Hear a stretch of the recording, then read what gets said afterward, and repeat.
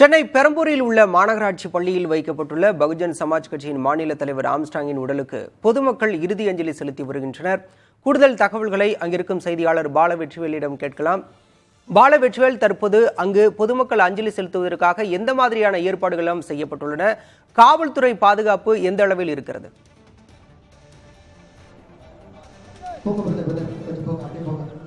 பாலா, பகுஜன் சமாஜ் கட்சியினுடைய மாநில தலைவர் ஆம்ஸ்ட்ராங் படுகொலை செய்யப்பட்டிருக்கிறார். இந்த சம்பவம் சென்னை மட்டுமல்லாது தமிழகத்தையே உலுக்கி இருக்கிறது. நேற்று முன்தினம் இரவில் அவர் படுகொலை செய்யப்பட்டுள்ள நிலையில உடற்கூராய்வு செய்து நேரடியாக ராஜீவ்காந்தி அரசு மருத்துவமனையிலிருந்து அவரது வீடு அமைந்துள்ள அயனாவரம் அடுக்குமாடி குடியிருப்புக்கு நேற்று இரவு 9:30 மணி அளவில் எடுத்து செல்லப்பட்டது.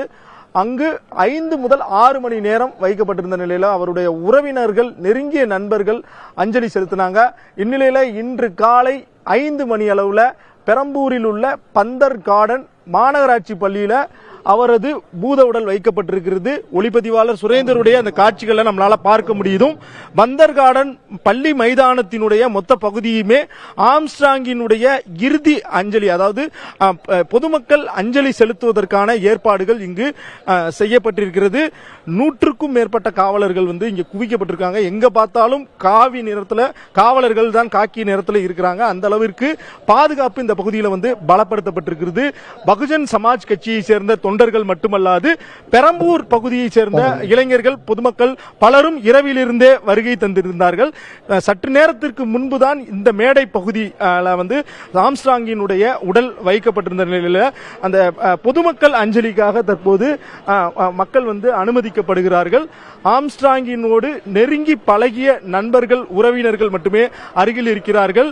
பகுஜன் சமாஜ் கட்சியினுடைய மாநில நிர்வாகிகள், மாவட்ட தலைவர்கள் உள்ளிட்டோரும் இங்கு இருக்கிறார்கள். பகுஜன் சமாஜ் கட்சியினுடைய தலைவர், தேசிய தலைவர் மாயாவதி அவர்கள் இன்று காலை 11 மணி அளவில் நேரடியாக இங்கு சென்னைக்கு வருகை தர உள்ளார். இந்த இடத்துல ஆம்ஸ்ட்ராங்கினுடைய பூத உடல் வைக்கப்பட்டிருக்கிற இந்த பகுதியில் மாயாவதி அஞ்சலி செலுத்த உள்ள நிலையில அவர் வருவதற்கான ஏற்பாடுகளும் இங்கு தயார் நிலையில் இருப்பதாக தெரிவிக்கப்படுகிறது. மேலும் வட சென்னைக்கே உரித்தான கானா இசை பாடல்கள் நேற்று இரவுலிருந்து தொடர்ச்சியாக பாடல் ஒலிக்கப்பட்டது. தொடர்ச்சியாக இங்க இருக்கிற எல்லாத்தையும் பார்க்க முடியுது. பெரிய ஒரு இழப்போட இருக்கிறத தான் பார்க்க முடியுது. நம்ம நேரடியாகவே இங்க இருக்கக்கூடிய பல மக்கள் இருக்கிறாங்க. அவங்க கிட்ட நம்ம பேசலாம். அண்ணா வணக்கம்ண்ணா. இப்போ ஆம்ஸ்ட்ராங் மரணம் அடைஞ்சிருக்காங்க, படுகொலை பண்ணிருக்காங்க. எப்படி நீங்க முதல் கட்டமா பாக்குறீங்க? ஒரு வட சென்னை வாழ் மக்களா ஆம்ஸ்ட்ராங் எவ்வளவு நெருங்கினவர்? எங்களுடைய அதிகாரம், எங்களுடைய வாழ்க்கை, எங்களுடைய அதிகாரம், மொத்த அதிகாரமும் போயிடுச்சு. என்ன சொல்றது, என் பூர்வகுடி மக்களுடைய எழுச்சி நாயகன் எங்க அண்ணன். இது ஒரு பெரிய இழப்பு தான் எங்களுக்கு. இது ஈடு செய்ய முடியாத இழப்பு. பதிலும் சொல்ல முடியல. அவ்வளவு ஒரு பெரிய கஷ்டமான நேரம். எங்க அண்ணன் இருக்கிற வரைக்கும் எங்களுக்கு எல்லாமே இருந்தது. எந்த கவலையும் இல்லாம திரும்ப ஒரு 100 வருஷம் பின்னாடி போன மாதிரி எங்களுக்கு ஒரு அந்த பயம் வந்திருக்கு. அதான் தனிப்பட்ட ரீதியில மக்கள் வீட்டில இருந்து கும்பிடுறத பார்க்க முடியுது. கட்சி, ஜாதி இதெல்லாமே தாண்டி ஆம்ஸ்ட்ராங் எந்த அளவுக்கு மக்களோட நெருக்கமானவர்? முதல்ல எங்களுக்கு ஜாதியே கிடையாது. நாங்க அம்பேத்கருடைய பிள்ளைகள். சாதி, மதம், இனம் இது எதுவுமே இல்லை. எங்களுக்கு ஒன்னே ஒண்ணுதான், மனித நேயம். நாங்க மனித நேயத்தோட வாழ்ற மக்கள். நாங்க எங்க முன்னாடி யாரு இருந்தாலும் அவனை மனுஷனா தான் பார்ப்போம். சாதியா பார்க்க மாட்டோம், இனமா பார்க்க மாட்டோம். ஏன் இந்த நாட்டில் வாழ்ற மக்களா கூட பார்க்க மாட்டோம். எங்களுக்கு ரொம்ப முக்கியமான ஒரு உயிரா தான் நாங்க நேசிப்போம். எந்த அடையாளமும் இல்லாத மனிதர்களா நாங்க வாழ ஆசைப்படுறோம் மக்கள். நாங்க இது பாபா சாஹேப் அம்பேத்கர் சொன்ன வார்த்தை. நாங்க எங்களுக்கு ஜாதி, மதம், இனம், பேதம் எதுவுமே கிடையாது. எல்லா மனிதர்களையும் நேசிக்கிற மக்கள் நாங்க. எங்களுக்கு எப்ப ஜாதி இருக்கு? எங்களை பாக்குறவங்க தான் ஜாதியை அடையாளப்படுத்துறாங்க. நாங்க ஜாதியா பார்க்கல. அவரும் இது வரைக்கும் ஜாதியா வாழல, மதமா வாழல, இனமா வாழல. மனிதனாய் வாழ்ந்திருக்கிறோம், மனித நேயத்தோட வாழ்ந்திருக்கிறோம். இங்க இருக்கிற எல்லா தரப்பு மக்களையும் அரவணைக்கிற ஆற்றலோட ஒரு மிகப்பெரிய சக்தி தான் இப்ப நாங்க இழந்து நிக்கிறது. அதான் எங்க ஆம்ஸ்ட்ராங். உங்களுடைய வேதனையை பதிவு செஞ்சிருக்கீங்க, மிக்க நன்றி. பார்க்க முடிகிறது. தொண்டர்கள் வந்து காலை 6 மணி வேளையிலே வந்து அவர்கள் சோகமான ஒரு முகத்தோட வரிசையா நின்று ஆம்ஸ்ட்ராங்கினுடைய உடலுக்கு அஞ்சலி செலுத்துற அந்த காட்சிகளை பார்க்க முடிகிறது.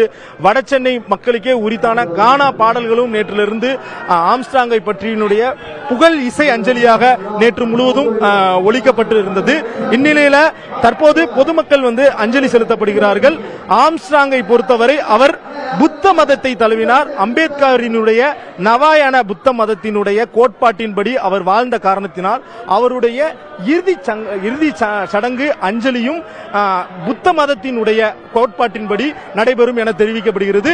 ஒளிப்பதிவாளர் சுரேந்தருடைய காட்சிகளை பார்க்க முடிகிறது.